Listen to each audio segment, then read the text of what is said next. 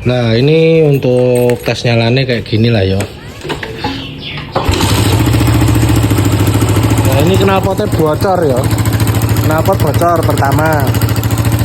Terus ada suara ngerecek. Nah ini suaranya ngerecek di sini.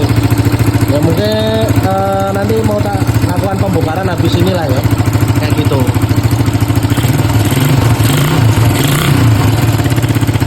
Nah itu ngerecek ya.